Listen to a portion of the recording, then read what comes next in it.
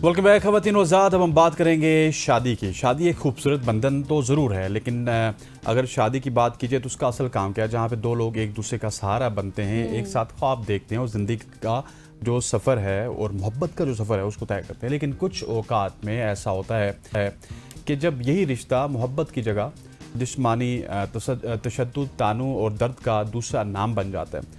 हमारे मुआशरे में बहुत से लोग शादी के बाद ऐसे मसाइल का सामना करते हैं और आज के प्रोग्राम में हम बात करेंगे उन खामोश तकलीफ़ों की जिन्हें शायद बहुत से लोग रोज़ झेल रहे हैं मगर कह नहीं पा रहे। एग्जैक्टली और इसी पर बात करने के लिए हमारे साथ आज मौजूद होंगे डॉक्टर अली अजमल साहब। आप साइकोलॉजिस्ट हैं, क्योंकि उमूमन क्या होता है कि बहुत से मसाइल हो जाते हैं शादी के बाद। तो डॉक्टर साहब मुझे ये बताइएगा कि what's usually leads to broken trust and distance, अगर हम शादी के बाद की बात करें, क्या बुनियादी वजूहात बनती हैं? Thank you very much. देखें, इसमें मुख्तलिफ किस्म की वजूहात हैं जिसकी बुनियाद पे शादी के बाद ट्रस्ट वगैरह ब्रेक हो जाता है, और उसके अलावा दूसरे तीसरे जो शादी के हवाले से मसले बनते हैं। इसमें सबसे पहले कुछ लोगों की एक पर्सनैलिटी फैक्टर होता है। शादी के हवाले से कुछ लोगों में एक रोमांटिसिज्म पाया जाता है, लेकिन जब रियलिटी हिट करती है, यानी कि जब किसी के साथ रहते हैं, तो तब पता चलता है कि हकीकत क्या है और फैमिली की हकीकत क्या है, एक दूसरे के साथ किस तरह से रहना है। तो कुछ मसले शादी में इसलिए भी हो जाते हैं क्योंकि दो लोग पहली दफा साथ रहे होते हैं और उनको एक दूसरे में एडजस्ट करने के हवाले से कुछ मसले होते हैं, जिसकी वजह से कुछ कभी कभी मामलात बिगड़ जाते हैं। उसकी दूसरी एक और बड़ी बुनियादी वजह यह है कि देखिए, बाज़ औक़ात हमारे यहाँ कुछ इस मामले में कोई ट्रेनिंग का और एजुकेशन का भी फुकदान है।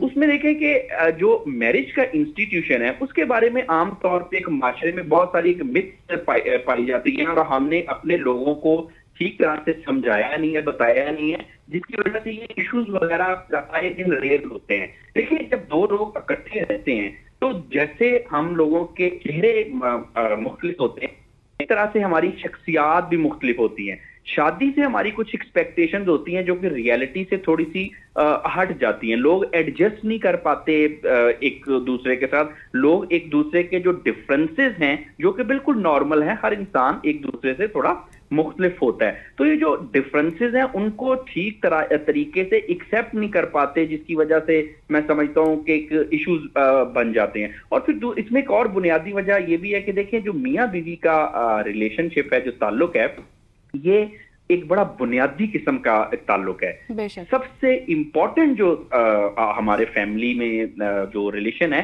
वो मियाँ बीवी का होता है। बाकी जो बहन भाई हैं, मियाँ के भी, बीवी के भी, या उसके अलावा दूसरे जितने भी लोग हैं, वो एक्सटेंडेड फैमिली होता है। इवन के हस्बैंड वाइफ के जो माँ बाप हैं, पेरेंट्स हैं, वो भी एक्सटेंडेड फैमिली में आते हैं। जो फैमिली का असल जो कॉन्सेप्ट है, वो अगर हम सोसाइटी की बात करें या ओवरऑल दुनिया की बात करें, इवन के मजहब की भी बात करें, हमारे मजहब इस्लाम की, तो उसमें भी आप देखिए कि जो बुनियादी फैमिली का कॉन्सेप्ट है ना, वो मियाँ बीवी और बच्चे हैं। लेकिन यहाँ पे जैसे मैंने बताया कि ट्रेनिंग का और एजुकेशन का फुकदान इस तरह से है कि हमने इस फैमिली के यूनिट को इतना इंपॉर्टेंट समझते ही नहीं है, हालांकि सबसे इंपॉर्टेंट ये यूनिट है। और हस्बैंड वाइफ का जो रिश्ता है, इससे जो इंपॉर्टेंट और इससे जो मैं समझता हूं कि बेहतर रिश्ता ये पूरी दुनिया में किसी के साथ नहीं है। लेकिन गलती कहां पे हम कर जाते हैं कि हमने अपने जो दूसरी फैमिली मेंबर्स हैं उनमें बाज़-औक़ात उनको हम ज्यादा इंपॉर्टेंस दे देते हैं।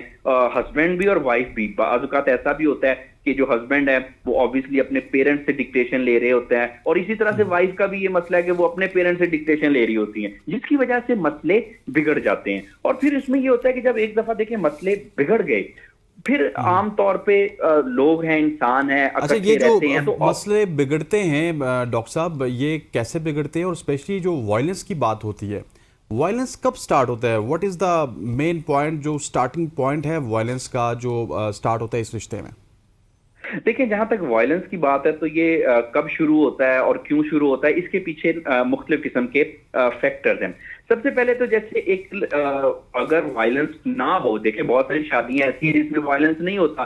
क्यों? क्योंकि दोनों ही मैच्योर होते हैं, समझदार होते हैं, चीजों को अफाम तफहीम से हल कर पाते हैं। लेकिन इशू ये होता है कि जब तो फिर पर्सनैलिटी